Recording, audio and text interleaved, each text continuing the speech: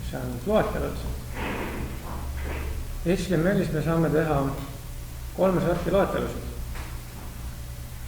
Need esimesed on nummerdamata, see tähendab, et sinna me ei pane ette ühtesid, kahtesid, 3-sid, ABC-sid ega midagi, vaid lihtsalt mingisugused mummud või kriipsud. Ja neid me saame erinevat moodi siia sättida. Kõigepealt, kuidas üldse sellist loetelu teha? Nummerdamata listi tähis on UL ehk unordered list. Ja selle sees need üksikud elemendid, mis on, need on LI ehk list itemid.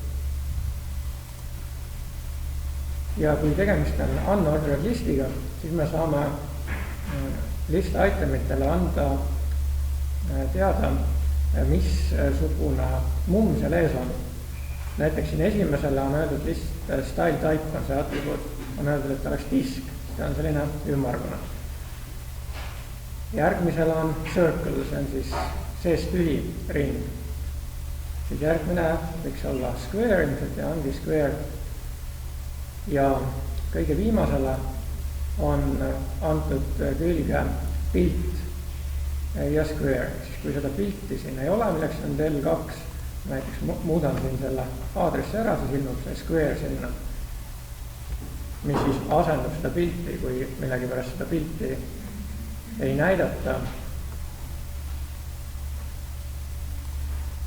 Ja siin eelnevate puhul, kus list style'ile on antud 3 omadust, see esimene tähendab seda, et kas see mumm seal ees on selle UL-i või tähendab selle LI sees või on ta sellest väljaspool. Praegu vaikimised on outside, võime siia ka panna inside, näeme, et ta hüppab sinna sisse, et vahel tekib küsimus, et miks ta nii palju vasakul väljas on, siis selle list style'iga või list style positioniga me saame seda reguleerida.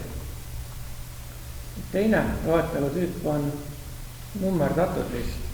See on nagu eelmine UL antud U asemel on O, see on ordered. Esimene oli unordered, siis teine on ordered.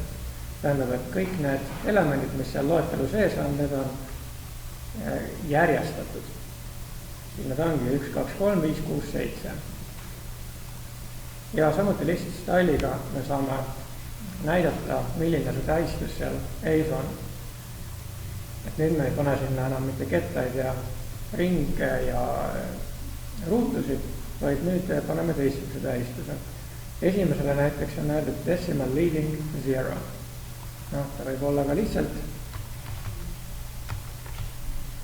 decimal, siis seda 0 sinna nende arvude ette ei panda, kus on ainult ühele.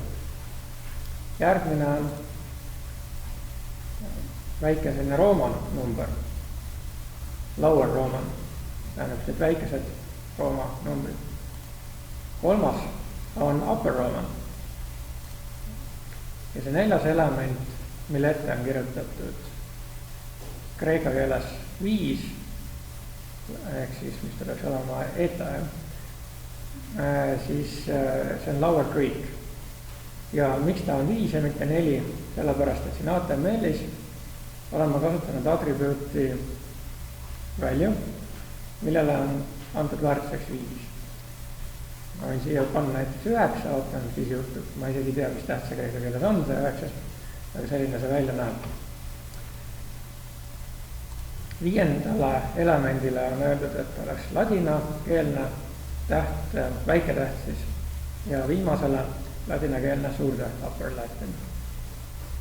Enamasti kasutamegi kas siis unordered või ordered listi ja unordered listi kasutatakse isegi menüü elementide puhul, siis võetakse üldse see loetelu tähistus eest maha, list style type väärtusega none.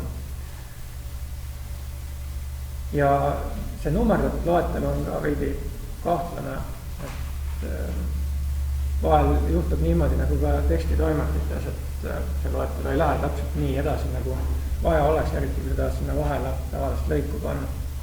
Muidugi sa saad käsitsi sättida, et mitmendast elemendist edasi läheb. Ja siis on veel sõnaseletused. Neid kasutatakse sellise, või neid tähistatakse sellise sõltusega nagu DL. mis see D võiks olla. See on definition. Nagu selgitame, definition list. Ja selle sees on nüüd mitte LI-d ehk list itemid, vaid DT ja DD. DT siis nagu definition term ja DD on siis definition midagi sellist. Ja siin Firefoxi browser kuvab seda niimoodi, et ta selle DD ette paneb taanda. Ja siin on paar linki ka veel, kus need listide kohta üldiselt lugeda ja siis eraldi veel definition listide kohta. Siin on 2 alamülesannet. Tuleb teha 2 loetelu. Mõlemale tuleb alapealkiri panna. Esimene loetelu on nummerdamata loetelu selle luuletusega, mis sa tegid seotud lauludest. Ja teine on nummerdatud loetelu, kus need samad laulud on reastatud vastavalt seotusele luuletusega. Et kõigepealt paned lihtsalt laulud kirja ja teise loetelusse siis paned nad seotuse järgi reastusse.